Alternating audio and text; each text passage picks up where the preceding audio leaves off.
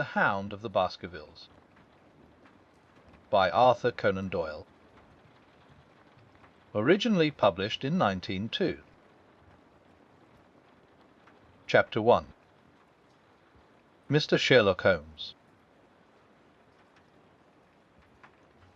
Mr. Sherlock Holmes, who was usually very late in the mornings, save upon those not infrequent occasions when he was up all night, was seated at the breakfast table. I stood upon the hearthrug and picked up the stick which our visitor had left behind him the night before. It was a fine, thick piece of wood, bulbo-shedded, of the sort which is known as a punang lawyer. Just under the head was a broad silver band nearly an inch across. To James Mortimer, M.R.C.S., from his friends of the C.C.H., was engraved upon it, with the date 1884. It was just such a stick as the old-fashioned family practitioner used to carry, dignified, solid, and reassuring. Well, Watson, what do you make of it? Holmes was sitting with his back to me, and I had given him no sign of my occupation. How did you know what I was doing?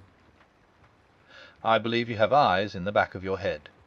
I have, at least, a well-polished, silver-plated coffee-pot in front of me, said he.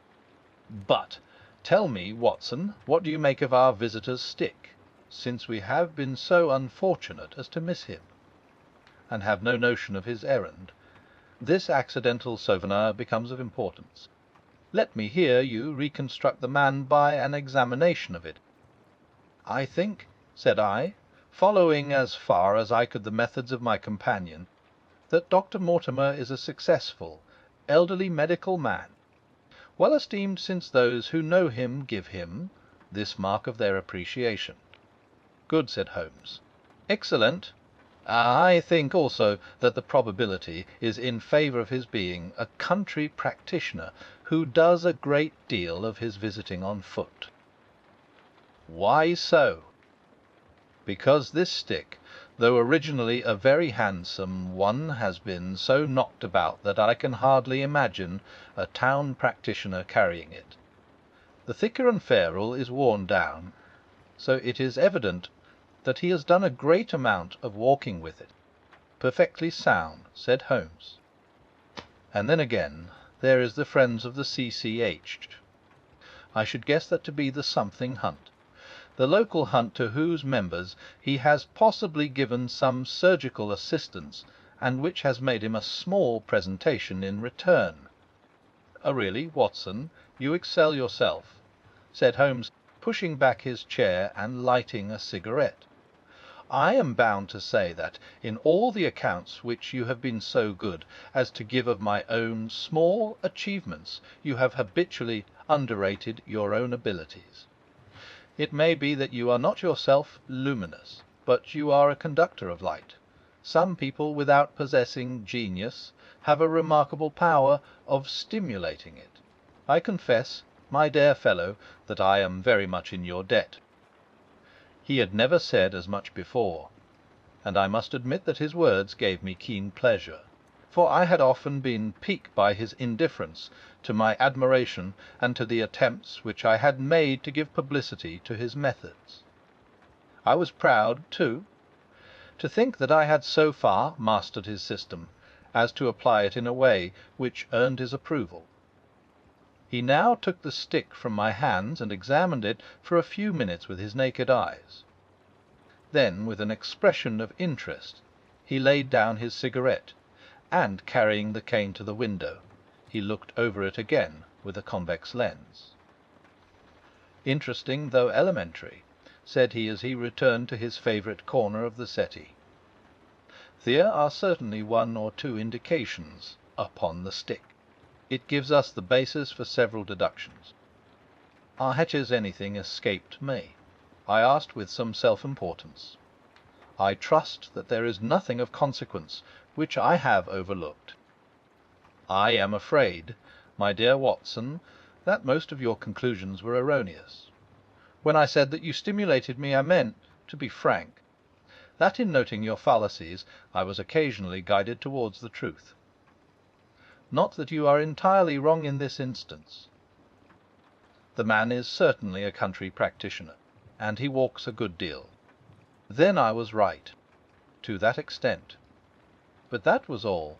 No, no, my dear Watson, not all. By no means all. I would suggest, for example, that a presentation to a doctor is more likely to come from a hospital than from a hunt, and that when the initials C.C. are placed before that hospital the words Charing Cross very naturally suggest themselves. You may be right. The probability lies in that direction. And if we take this as a working hypothesis, we have a fresh basis from which to start our construction of this unknown visitor.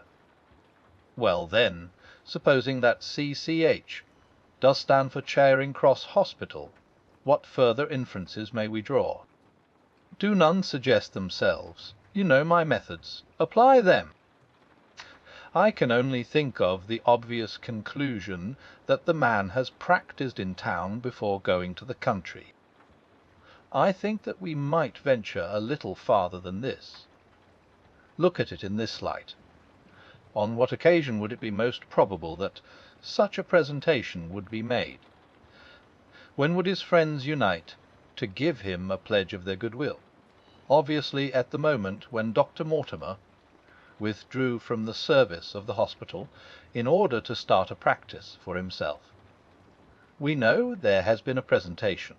We believe there has been a change from a town hospital to a country practice. Is it, then, stretching our inference too far to say that the presentation was on the occasion of the change? It certainly seems probable. Now, you will observe that he could not have been on the staff of the hospital, since only a man well established in a London practice could hold such a position, and such a one would not drift into the country. What was he, then? If he was in the hospital, and yet not on the staff, he could only have been a house surgeon or a house physician, little more than a senior student, and he left 5 years ago. The date is on the stick.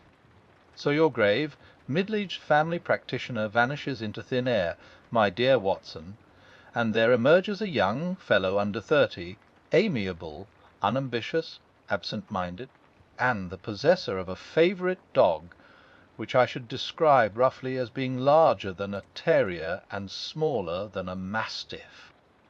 I laughed incredulously as Sherlock Holmes leaned back in his settee and blew little wavering rings of smoke up to the ceiling. As to the latter part, I have no means of checking you, said I, but at least it is not difficult to find out a few particulars about the man's age and professional career. From my small medical shelf I took down the medical directory and turned up the name. There were several Mortimers, but only one who could be our visitor. I read his record aloud. Mortimer James M.R.C.S. 1882, Grimpen, Dartmoor, Devon. House surgeon from 1882 to 1884 at Charing Cross Hospital. Winner of the Jackson Prize for Comparative Pathology, with essay entitled Is Disease a Reversion? Corresponding member of the Swedish Pathological Society. Author of Some Freaks of Atavism, Silence 1882. Do we progress? Sir Johan F. Pass Waiki Allo Y, March 1883. Medical officer for the parishes of Grimpen, Thorsley, and Highbarrow.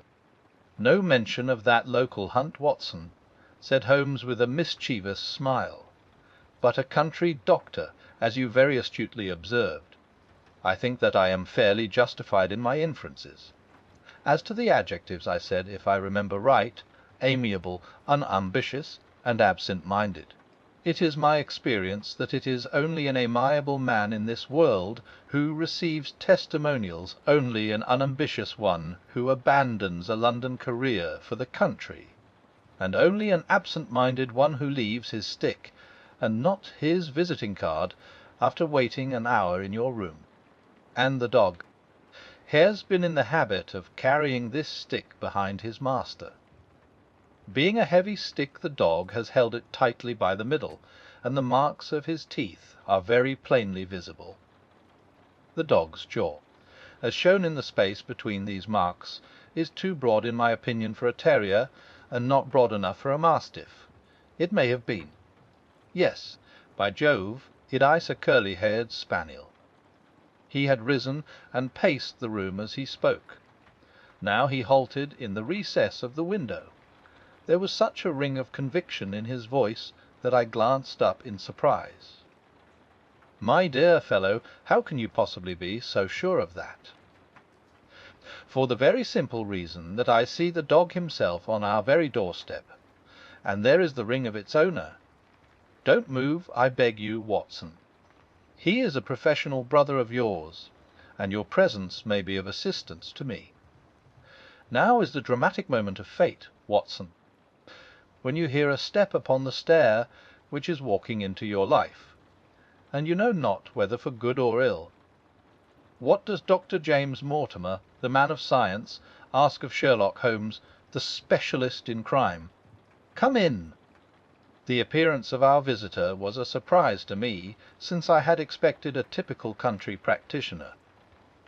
He was a very tall, thin man, with a long nose like a beak, which jutted out between two keen grey eyes, set closely together and sparkling brightly from behind a pair of gold-rimmed glasses.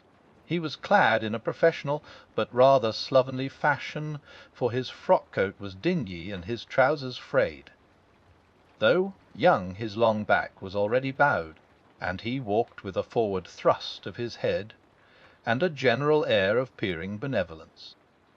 As he entered, his eyes fell upon the stick in Holmes's hand, and he ran towards it with an exclamation of joy.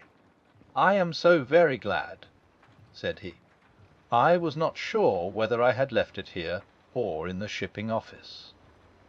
I would not lose that stick for the world. A presentation, I see," said Holmes. "Wes, sir?" "From Charing Cross Hospital." "From one or two friends there on the occasion of my marriage." "Dear, dear, that's bad," said Holmes, shaking his head.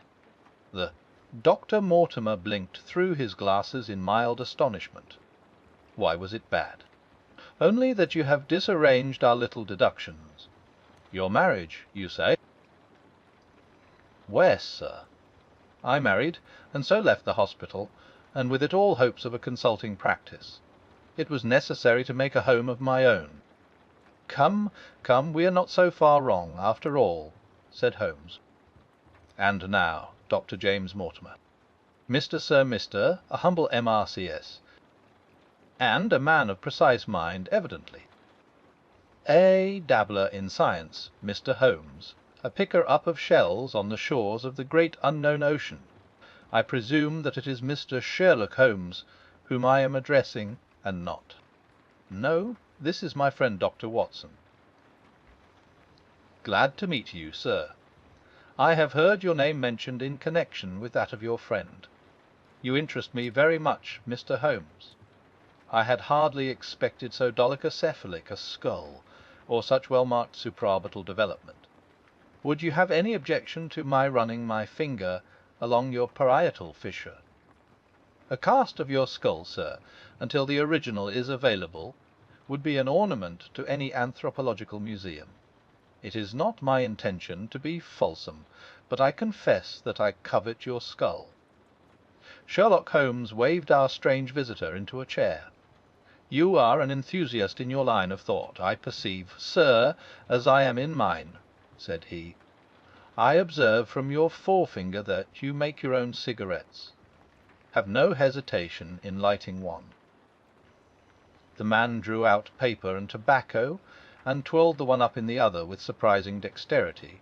He had long, quivering fingers as agile and restless as the antennae of an insect.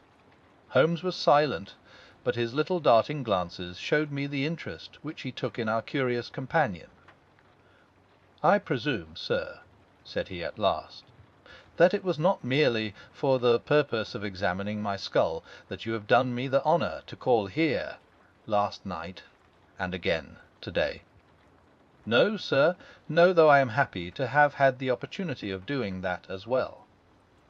I came to you, Mr. Holmes, because I recognize that I am myself an unpractical man, and because I am suddenly confronted with a most serious and extraordinary problem.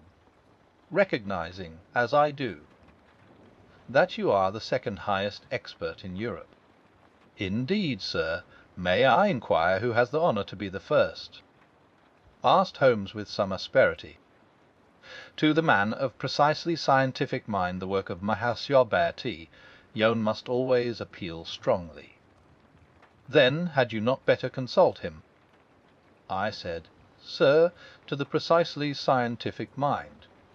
But as a practical man of affairs it is acknowledged that you stand alone. I trust, sir, that I have not inadvertently. Just a little, said Holmes. I think, Dr. Mortimer, you would do wisely if without more ado you would kindly tell me plainly what the exact nature of the problem is in which you demand my assistance.